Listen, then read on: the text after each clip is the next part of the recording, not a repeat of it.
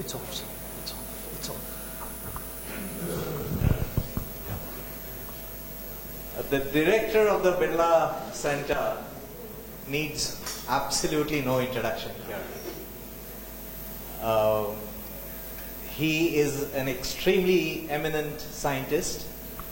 I am nobody to introduce him except for the fact that me and many others of my generations have been influenced and inspired by his work. Many generations, I think, will continue to be inspired by what he has done for science, for astronomy, for applications of mathematics in general to a large areas of scientific endeavor, for popularizing science. And I think it will be most appropriate if we all stand up and applause and give him an applause for this. Dr. Siddharth. Please.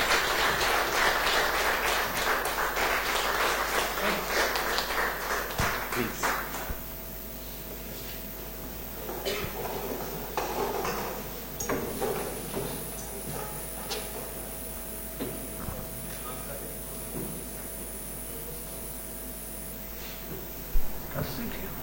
Dr. Siddharth has very many awards to his credit, international awards, collaborations. His is the kind of work which gets cited by Nobel laureates. So it's an honor to have his talk here. Thank you very much. Good evening, friends. Once again, a big welcome to you at the BMW Science Center. Today, I would like to take upon something which Dr. Subir Sarkar said yesterday, namely that the standard model is still the best bet in the game. So many theories have come, but we all come back to the standard model. The point is, the standard model has stood the test of time for several decades. And yet, the standard model has one deficiency which all of us know. According to it, the mass of the neutrino is 0. That is one hole which has not been convincingly plugged. Yes, there have been theories of supersymmetry and all sorts of things. These are tricks, additional dimensions to create convergence and so forth, but they haven't stood the test of time, like the standard model itself. So, I would like to touch upon it. How can we plug, if at all, the standard model? Can we complete it by adding the mass of the neutrino? The point is, we cannot add it from outside. If you say this is the mass of the neutrino from outside, that is ad hoc and will not be a part of what you may call completing the standard model. Well,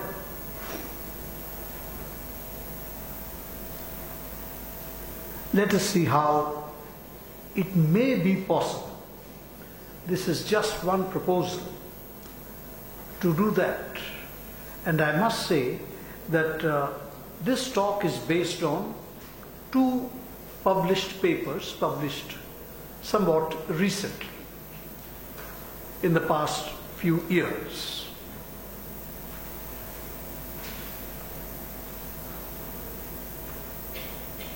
Let's start with the standard model Lagrangian, which all of us know, and here it is.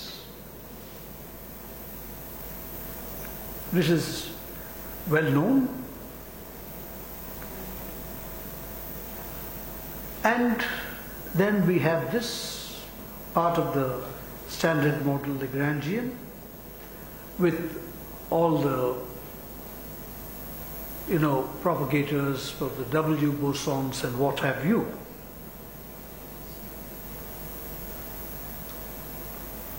It's quite a complicated, complex and large expression. Basically, it has become large because each time we add some terms to it to represent, for example, the strong, the weak, and other interactions. So it's huge, and that is equation 1. Let us now extend our outlook to include what is called non-commutative spacetime. The point is that all of spacetime which has been used right up to the general theory of relativity is in a sense smooth, including the general theory of relativity. But in the past few years, there has been talk about non-commutative space-time, and some work has been done. Much work has been done by myself and my colleague, Mr. Abhishek Das. The reason is that this gives us a greater latitude to plug in many other effects. Here we start with this energy momentum expression number 2, equation 2. You will notice that it has an extra expression, namely alpha L square p to the power 4. This is what comes out with a non-commutative geometry. Now alpha is a scalar constant of the order of 10 to the power minus 3. From where do we get this? This gives us Schwinger's extra term when you consider the whole problem. So this is completely in accordance with Schwinger's term. Now, if we work with the energy momentum relation shown earlier and follow the usual process as in the Dirac equation, we get equation 3. This is the usual process. Nothing different here except that now we have non-commutativity. The extra term in the relation 2 is also displayed here.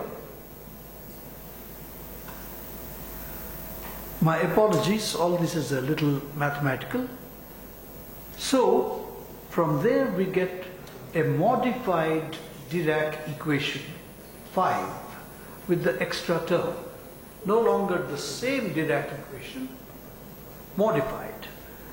Well, you can understand that the modification is minute.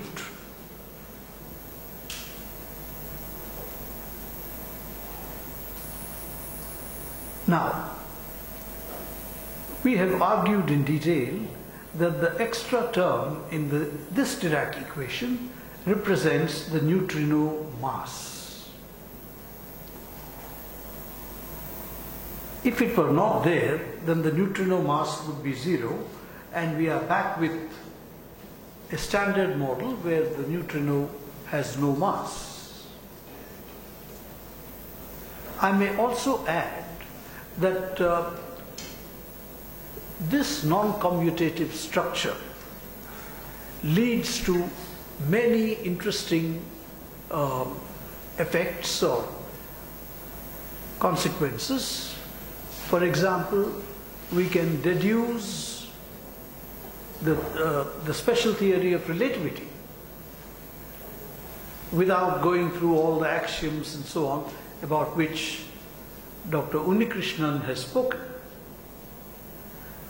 Now let's take a look at the Dirac-Lagrangian with the extra term 5.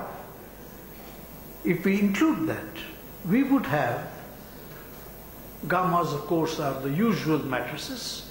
You will notice if you go back that gamma 0 is replaced by gamma 0 dash, which is just this, 6. There is gamma 0, as in the Dirac equation, plus an extra term, 6, the last term in 6. Again, it's a very small contribution, but it's there. It leads to the mass of the neutrino.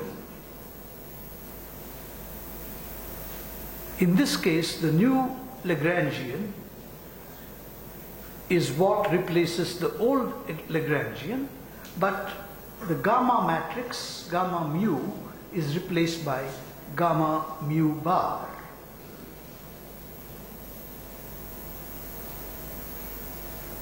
This Lagrangian will replace the standard model with the neutrino mass.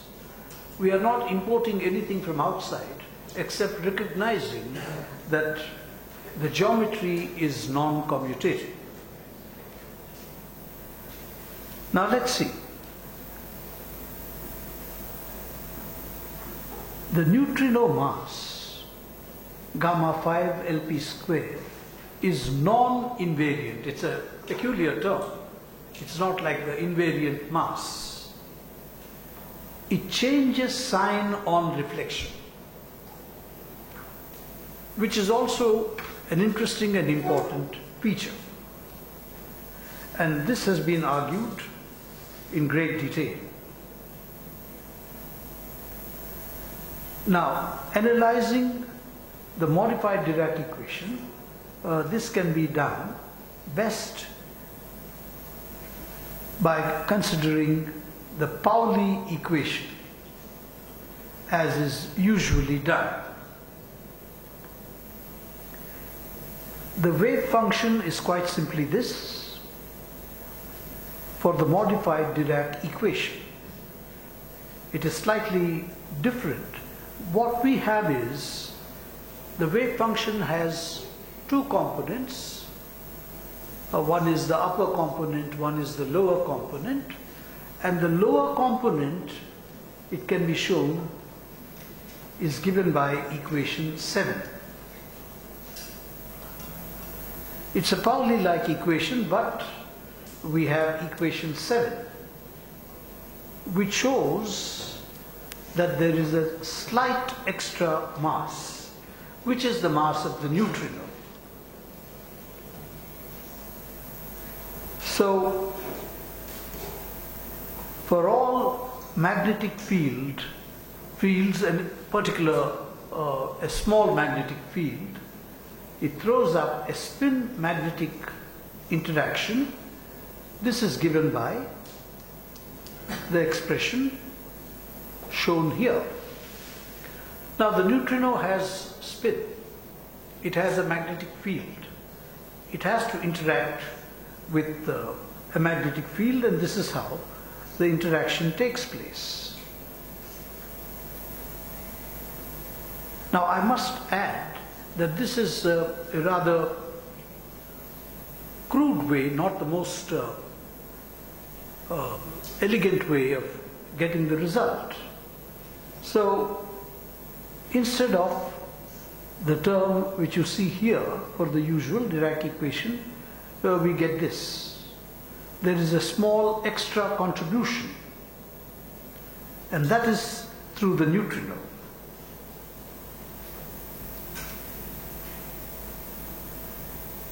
So This means that there is a spin half particle with charge minus e, but the spin magnetic energy is shifted due to the additional term involving omega. The other positive energy solution of the usual theory represents a spin half particle, that is the Dirac theory, of charge E, but a different spin magnetic coupling energy with the opposite sign.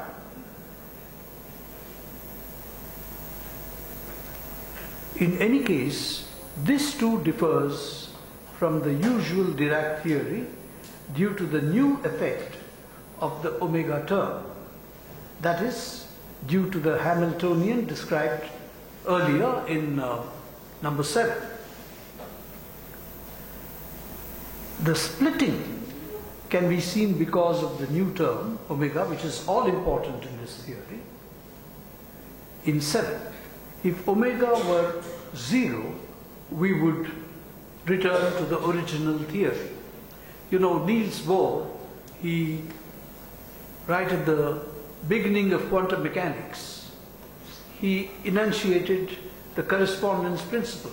You should be able to come back to the new theory with a small, if you neglect a few terms. And this is what he also demonstrated. And that is very much the case here. It should be mentioned that this is true for any particle-antiparticle pair. In particular, it is true of the neutrino and the anti-neutrino. The result was also hinted at experimentally, I must say, a few years ago in the MINOS experiment of the Fermi lab. The reference is given. After recording 7 into 10 to the power 20 protons in the Fermi lab, that's a huge, huge number, researchers arrived at a result of 2.35 into 10 to the power minus 3 eV, which represents the square of the difference between the mass eigenstates. Very small, but it's there. This is the difference in masses or energies between the different types of neutrinos with muon and tau. Later, the MINOS team observed antineutrinos. Now, according to our theory, neutrinos and antineutrinos are not exactly symmetrical. So, the detector in the Sondland mine operates in the same way, except muon antineutrinos produce positively charged muons rather than their negative counterparts. Neutrino models suggest that antineutrinos should also oscillate between the types, where the difference of mass squared should correspond to the same value as the neutrino counterparts.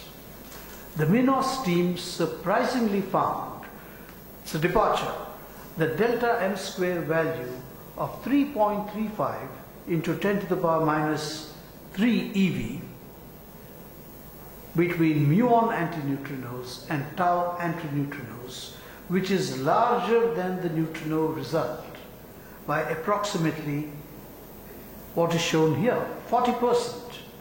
This startling discovery needs to be confirmed, but as of now, this is the result.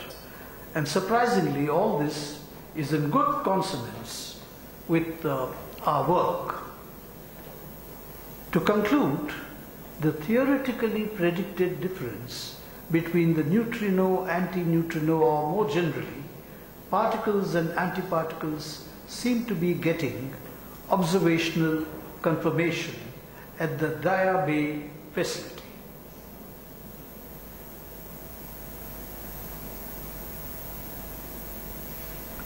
So, the whole point is that without going out of the standard model and invoking exotic particles, exotic supersymmetries and whatnot, for none of which we have evidence, they are purely in the cloud, in the air, in the mind, purely speculative, we can, without all that, get the result that the neutrino mass is non-zero.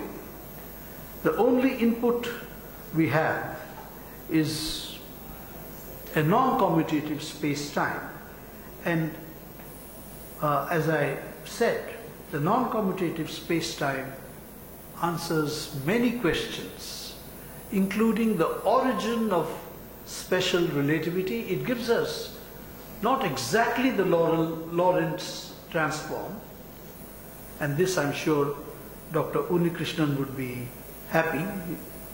It gives something that is slightly different from the Lorentz transform. But, you know, it's such a small difference that we don't, in practice or in practical life, observe it. Lorentz transform is still good unless we go deep into detail. Thank you.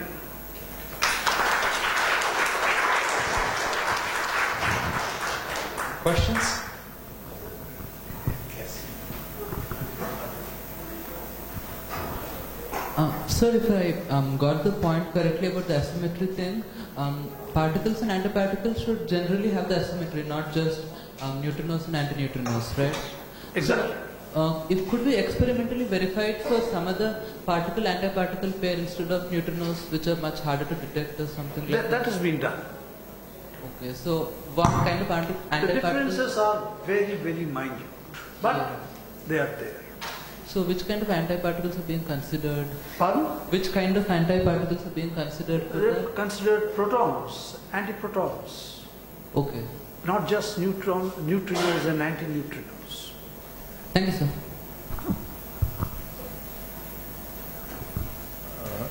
When you discuss the Pauli equation, you mentioned the spin magnetic moment, magnetic field coupling, but there is a charge that is for a chargeless particle with the spin. There is no spin dot magnetic field term. Only when there is a charge, such a term can be there. No, you see, there is spin, and if there is magnetism, then that's enough. No, that also needs an electric charge. Only then there is a gyromagnetic, non-zero gyromagnetic ratio.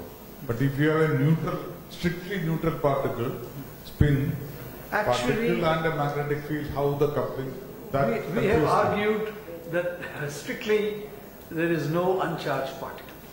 Okay, so They all have some, it won't be E, it may be a fraction of E, but they do have a very minute charge, which also we have computed in some way.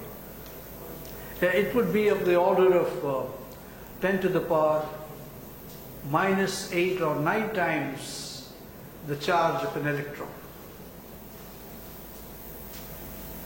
So these are things that need to be further experimentally observed. Thank you. One other question. It's a very interesting idea to get the difference in masses between neutrino and antineutrino by introducing gamma 5, but as far as I understand, your theory should have another consequence. Your mass is momentum dependent. Is it compatible with experimental observation? You have a p-square dependence of the mass type. Now, I couldn't get you. I couldn't. Your term, which you received from non-commutative geometry, depends on p-square, squared momentum, and the scale factor. This means the mass should be dependent on the momentum of the particle. Yes. In this way, is it compatible with experimental findings? Yes, I think so. Okay, thank you. Any more questions? In any case, physics as was emphasized over the past few days, it has to be observed and disprovable also. If I give you a theory and then we end up with what Pauli called not even wrong, and I don't want to cast aspersions, but string theory comes in this category, not even wrong. To that extent, it's not a theory. What about the electron dipole moment? Does it account for that, or does it have any? Is the new formalism that you have, does it have any consequence on the dipole moment? Well, you see, we are dealing at a very, very micro level. Once you come to dipole moment, back again you're with macro. And that's what I said, that you then come back to usual physics and usual Dirac equation and so on. And how does it impact the fundamental constants like the fine structure constant and so on? No impact, no serious impact. Okay. But there will be some. Very minute effects. I see. Okay. Very minute. Perhaps it may take a longer time to detect these minute effects. Is it possible to think about some experiment which will Yes. be sensitive to this? Yes, I think so. We are working on that, yes. Very fascinating talk. So please join me in thanking Dr. Siddharth once again. Thank you very much. Thank you.